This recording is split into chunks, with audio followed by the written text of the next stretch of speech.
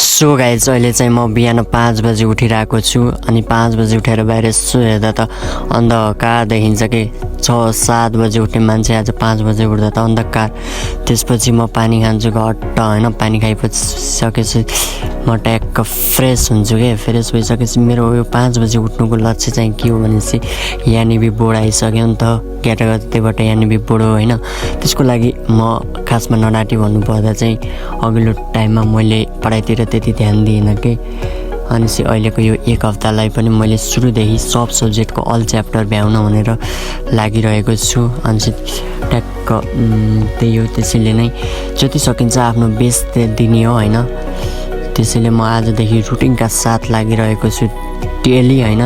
एक हप्तामा पुरा चेन्ज ल्याइदिने हो। 5 बजे उठेको 5:30 to 6:30 बजीसम्म मेरो फर्स्ट क्लास छ कि इङ्ग्लिसको क्लास छुट्याएको छु। अनि चाहिँ म 5:30 बजीदेखि 6:30सम्म अहिलेको समयमा म इङ्ग्लिस पढिरहेको छु। हुन्छ नि त, सबै आफ्नो सेल्फ स्टडी चाहिँ छैन कि सब स्कुलको कलेजको भरमा होइन, अलिअलि गऱ्यो करायो किताब नपल्टाउने त्यस्तो बानी थियो कि। अनि चाहिँ त्यसपछि अब सब च्याप्टर अनि छिटो भ्याउन हो नि त मलाई तीव्र गतिमा, अनि त्यसैले लागिरहेको छु कि।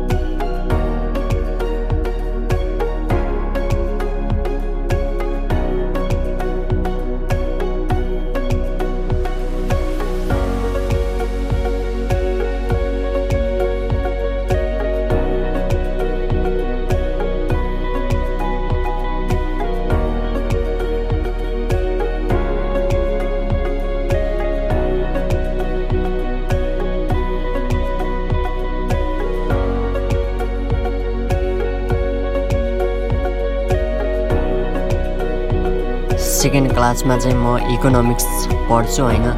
अनि चाहिँ यो क्लास चाहिँ मेरो हुन्छ नि 7:30 देखि 8:30 बजीसम्मको पिरियडमा छ।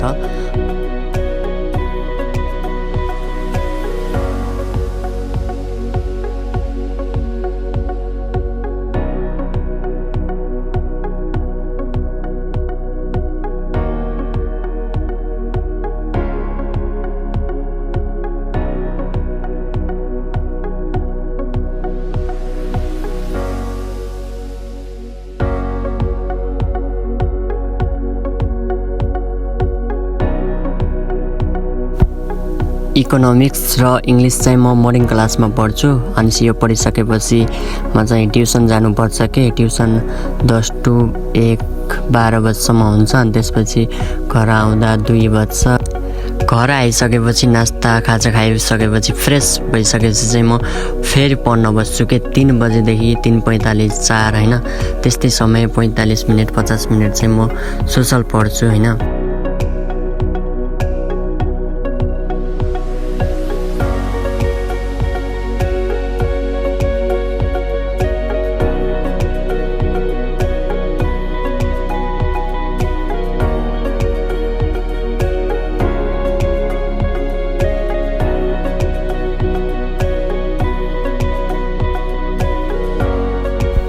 चार बजीसम्म पढिसकेपछि चाहिँ 5 6 7 3 घन्टा चाहिँ मेरो बिचमा ग्याप छ कि फ्रेस हुने टाइम, अनि त्यसको लागि छुट्याएको छु रुटिन अनुसार।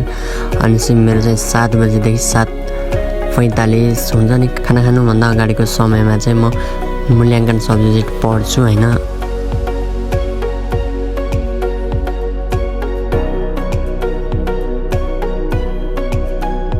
अनि चाहिँ 7:45सम्म पढिसकेपछि फेरि हल्का 10-15 मिनट हुन्छ नि, खाना खाने टाइम हुन्छ नि, आधी घन्टा जति छुट्याएको छु कि।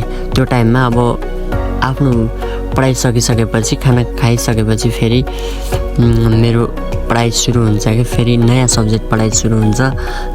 म चाहिँ शिक्षा पढ्छु कि, शिक्षा र विकास चाहिँ फेरि खाना खाइसकेपछि चाहिँ म फेरि 40-45 मिनटको टाइम अनि फेरि शिक्षा सकिसकेपछि अब चाहिँ मलाई हल्का आधी घन्टा 20 मिनटको टाइमलाई चाहिँ म नेपालीलाई हल्का ध्यान दिने भनिरहेको छु कि नेपालीलाई ट्याक्क हल्का रिभिजन गर्ने होइन। रिभिजन त अल सब्जेक्ट रिभिजन गर्नुपर्ने छ, भित्रसम्म हेर्नुपर्ने छ यार।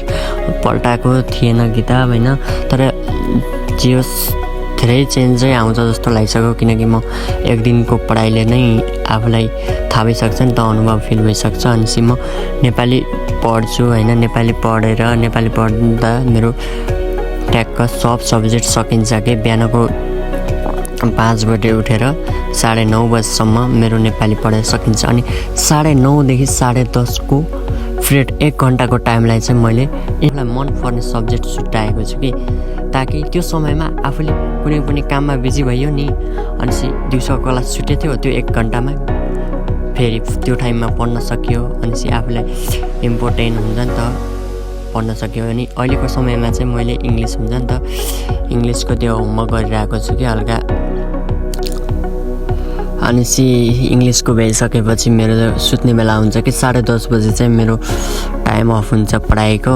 आज मेरो मोबाइलको स्क्रिन टाइम चाहिँ 10 घन्टा 1 मिनट भएर रहेछ कि, त्यसमध्ये होइन मैले 5 घन्टा 31 मिनट त क्यामेरा जो चलाएको छु भनेपछि 5 घन्टा 31 मिनटलाई कटेर 5 घन्टा राख्दा पनि त मैले आज 5 घन्टा मैले पढेँ नि त, किनकि टाइम लेसमा भिडियो राखेर मैले पढिरहेको थिएँ होइन।